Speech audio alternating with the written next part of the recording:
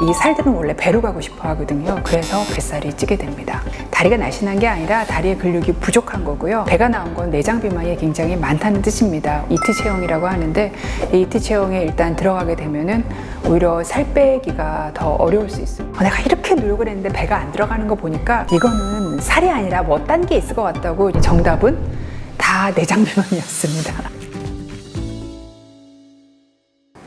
우리가 알고 있는 대표적인 호르몬 세 가지가 있습니다. 성장 호르몬, 그 다음에 남성의 남성 호르몬, 여성의 여성 호르몬이 있어요. 정말 중요한 역할 중에 하나가 지방을 예쁜 데다가 보냅니다. 그러니까 지방이 가운데에 쌓이지 않고 볼도 통통하게 하고 가슴도 좀 예쁘게 하고 엉덩이도 좀 뻥뻥하게 하고 이런 역할을 하게 하는데 나이가 들수록 이 호르몬들이 줄어들죠. 그러면 내 뱃살을 예방하는 호르몬이 줄어드는 그때 내가 살이 찐다면 예방하는 게 하나도 없기 때문에 이 살들은 원래 배로 가고 싶어 하거든요. 그래서 뱃살이 찌게 됩니다. 피하지방은 조물주가 춥지 말고 충격의 내장기관을 보호하기 위해서 만든 거고요. 내 남는 잉여 에너지가 가운데 쌓이는 게 내장지방이에요. 환자분들이 오셔서 선생님 저는 다리는 날씬한데요. 뱃살이 문제니까 뱃살만 좀 빼주세요 라고 얘기를 하시는데 다리가 날씬한 게 아니라 다리의 근육이 부족한 거고요. 배가 나온 건 내장 비만이 굉장히 많다는 뜻입니다. 오히려 다리가 통통하신 분들보다 이런 분들은 살 빼기 어려운 이유가 어느 정도 내 근육량이 있어야 근육이 에너지를 태우는 공장의 역할을 하는데 에너지를 태울 공장이 없는 상태이기 때문에 근육이 없으면은 내가 먹은 잉여 에너지가 더 뱃살로 쌓이기 되게 좋은 조건이 되는 거죠. 그래서 우리가 이렇게 팔다리가 가늘고 배가 나온 거를 이제 이쑤시개 체형 또는 이트 체형이라고 하는데 이 이트 체형에 일단 들어가게 되면은 오히려 살 빼기가 더 어려울 수 있습니다. 네, 우리가 이제 어떤 먹고 쓰고 남은 칼로리를 잉여 칼로리라고 하는데 이거를 다음에 쓸 수가 있기 때문에 우리 몸은 자꾸 비상 사태를 대비를 해서 저장을 해요. 근데 여기 두개골은 딱딱해서 어디 저장할 데가 없잖아요. 팔다리도 제한적이죠. 근데 여기는 아기를 가지신 분들이 배가 엄청 많이 부를 수가 있는 것처럼 이 복강은 스페이스가 되게 많습니다. 그래서 복강에 여기저기 쌓아두는데 예를 들어서 간에다 지방을 쌓으면 그걸 이제 지방간이라고 하고요. 똑같이 지방 췌장도 있습니다. 췌장 옆에도 쌓고요. 그리고 장간막에도 배 안에도 굉장히 많이 지방을 쌓을 수가 있어요. 그래서 우리가 이제 여름에 삼계탕 끓일 때 이렇게 배를 갈라보면은 노랗게 지방들이 많이 나오는 것처럼 사람도 똑같이 매우 통통하신 분들은 수술할 때 이제 배를 열어보면은 똑같이 지방이 많이 쌓여 있습니다. 이런 경우도 내장 비만의 하나입니다. 무엇보다도 이게 술이 딱 우리 몸에 들어가면 간은 자기 하던 일을 모든 일을 멈추고 술을 먼저 해독합니다. 이유는 간한테 술은 너무 큰 독이기 때문이에요. 그런데 원래 간이 했어야 되는 이유 중에 하나가 체지방을 연소해서 에너지를 만드는 그 일을 했어야 되는데 술이 딱 들어오면 체지방을 연소하는 그 일을 안 하기 때문에 더 지방이 오갈 데가 없어서 또 내장지방으로 차곡차곡 쌓이게 됩니다. 첫 번째, 가공식품 많이 드시는 분. 사실 가공식품 중에서 단 음식도 되게 많아요. 가공식품이 아니더라도 달달한 음식을 많이 드시면 단 음식으로 인해서 혈당 스파이크가 생기면서 인슐린 스파이크도 같이 생기거든요. 근데 인슐린이 쓰고 난 다음에 남은 인슐린이 하는 역할 중에 하나가 바로 체지방을 쌓습니다. 여러분, 살찌는 호르몬이 바로 인슐린이에요. 그러니까 인슐린이 나오게 하는 달달한 음식 역시 체지방, 특히 내장지방을 많이 쌓게 하는 역할을 하고요. 근데 내장지방을 태우는 대표적인 게 유산소 운동인데 아무래도 하나도 움직이지 않고 하루에 10시간, 12시간 앉아있는 운동하지 않는 삶을 사시는 분들도 역시 내장지방이 생기기 쉬운 조건을 가지고 있고요. 그 다음에 술 많이 드시는 분, 그 다음에 중요한 거 있습니다. 근데 늦게 먹으면 늦게 먹을수록 얘는 체지방으로 잘 가도록 되어 있습니다. 그래서 불규칙적으로 드시면서 이게 해 떠 있는 동안 잘 안 드시고 해 지고 난 다음에 드시는 이런 식사 패턴이 뱃살을 굉장히 쌓기 쉬운 패턴이고요. 그다음에 제가 아까 인슐린이 체지방을 쌓게 하는 호르몬이라고 말씀드린 또 있습니다. 스트레스를 받을 때 나오는 콜티졸이라는 호르몬도 역시 체지방을 많이 쌓기 때문에 내가 잠을 되게 많이 못 잤어요. 그리고 내가 너무 스트레스가 많아요. 이런 경우에도 이때 분비되는 콜티졸 스트레스 호르몬으로 해서 체지방이 차곡차곡 쌓이게 됩니다. 20대에는 다 피하지방이 먼저 늘어나는데요.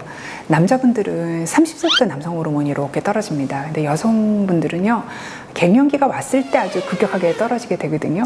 근데 이제 보통 한 20대에선 살이 잘 안 찌다가 30대 살이 찔 때 남성분들은 상대적으로 남성 호르몬이 적어진 상태이세요.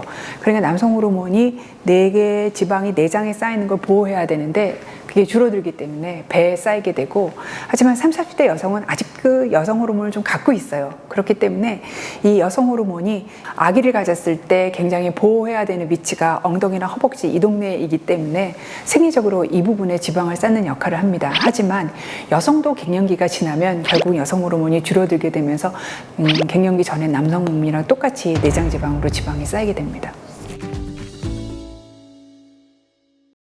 제 환자분 중에 배가 굉장히 많이 나온 분이 간혹 이제 내가 이렇게 노력을 했는데 배가 안 들어가는 거 보니까 이거는 살이 아니라 뭐 딴 게 있을 것 같다고 저한테 CT를 꼭 찍겠다고 해서 이런 경우 CT 찍는 게 아닌데 너무너무 찍고 싶으시다고 해서 CT를 찍었습니다. 그랬더니 정답은 다 내장 비만이었습니다.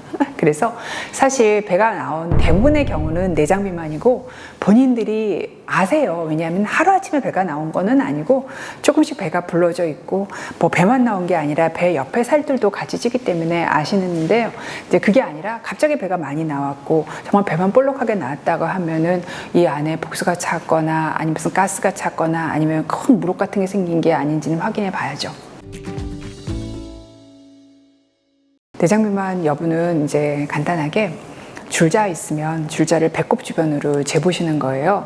그래서 숨을 가볍게 내쉬는 상태에서 허리둘레를 재서 남성 같은 경우에는 90cm, 그러니까 한 35인치 되고요. 여성 같은 경우에는 85cm, 33.5cm 정도 이상이면은 사실은 내장 비만이 있는 걸로 볼 수 있습니다. 근데 이제 병원을 오면은 저희가 페트 CT라 그래가지고 체지방 CT 한 컷을 배꼽 주변으로 찍어서 확인을 하기도 하지만 뭐 그렇게 안 해도 줄자만 있으면 간단하게 내장 비만이 있는지 여부를 확인할 수 있습니다. 비만 관련 모든 질환이 다 생깁니다.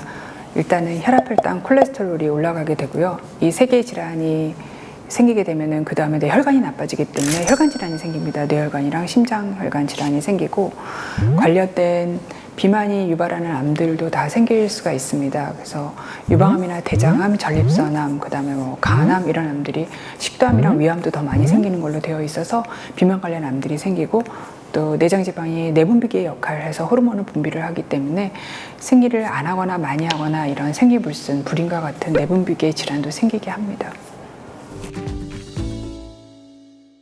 전혀 그렇지 않습니다. 네, 왜 그러냐면 피하지방은 잘 안 빠집니다. 천천히 쌓여서 그냥 그분의 약간 체질과 같이 그 자리에 있어요. 그래서 피하지방은 여러분이 성형외과 가셔가지고 그 리포석션이라고 하죠. 지방 재거수를 해야 뺄 수 있습니다. 그런데 내장지방은 대사적으로 굉장히 활발해요.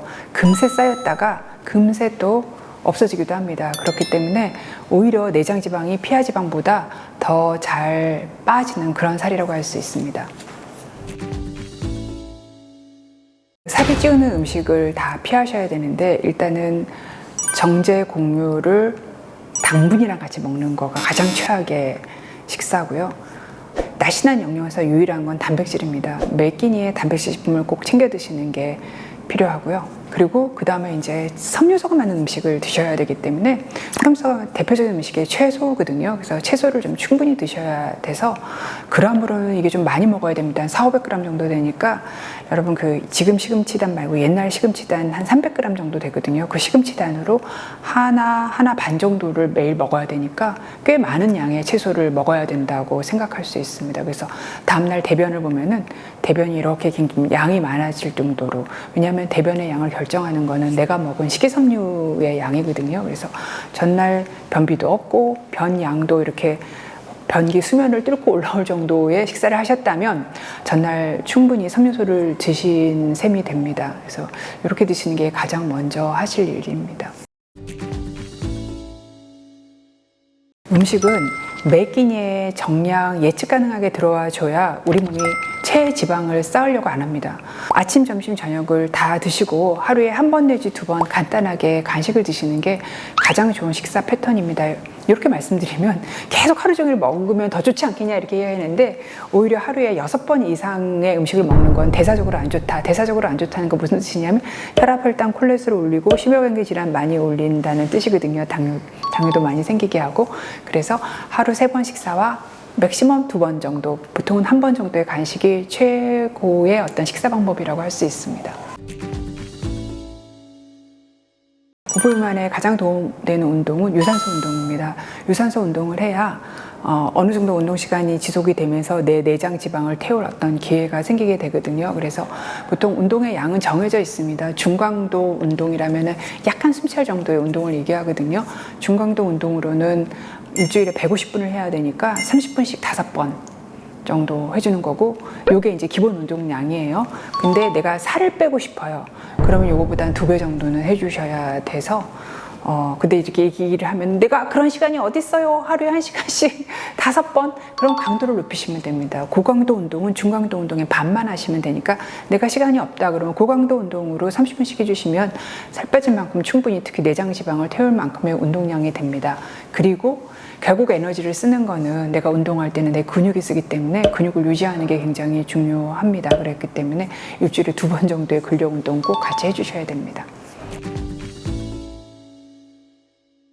중간도 운동은 내가 숨이 차지면 옆에 사람이랑 말할 수 있어요. 하지만 노래를 부를 수 있을 만큼 한가하지는 않는 게 중강도 운동이고요. 고강도 운동은 말하기가 되게 어려워서 헉헉하면서 얘기해야 될 정도의 운동이 고강도 운동입니다. 가고 싶으면 바삭하게 하고 맛있게 하는 고지방이 트랜스 지방인 경우가 많습니다.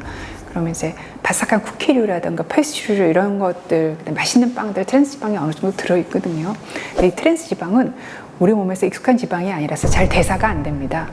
그리고 우리 몸에서 나쁜 콜레스테롤을 굉장히 높이고 좋은 콜레스테롤을 떨어뜨리는, 이중적으로 심혈관계 위험도를 높이는 역할을 하기 때문에 사실 가공식품을 많이 드시면서 뱃살이 덜 생기게 음식을 먹긴 참 어렵습니다. 어느 날 집에 가보니까 쿠팡에서 아이스박스에 크게 뭐가 들어와 있었어요. 근데 그게 아스파스 한가득 닭가슴살이 들어있었어요. 이제 다이어트를 하겠다고 결심한 저희 딸 아이가 일단 뭔가 준비물이 필요해서 시켰는데, 또 뭐 다이어트 하기 위해서 양배추를 굉장히 많이 시키시는 분도 있고 하는데, 제가 보면은 뭐 뱃살을 빼는 방법이든 아니면은 근육을 늘리는 방법이든 전체적으로 체지방을 감량하는 방법이든 가장 중요한 게 내 일상의 식사에서 변경을 하시는 게, 양을 줄여서 변경하시는 게 가장 좋은 방법이더라고요. 그래서 내 다이어트가 너무 요란해서 다른 사람이 다 눈치챌 정도의 다이어트는 오래 못 가고 나도 오래 못 하고 그렇게 오래 할 수 있는 환경이 안 되는 경우가 대부분이었어요. 그래서 내가 다이어트를 하고 있는지 주변이 눈치채지 못하게 하려면 내가 먹는 식사에서 예를 들어서 반찬은 조금 늘리고 밥 부분만 살짝 줄이는 거예요. 그리고 간식은 칼로리 있는 간식들을 조금 줄이는, 그렇게 해서 전체적으로는 탄수화물만 살짝 줄여서 내가 먹는 걸 다 채워줘야지 내한테 필요한 영양소가 부족하지 않게, 그래서 부족하면 힘 빠지거든요. 힘 빠지지 않고 또 오래 할 수 있는 다이어트가 되는 것 같습니다.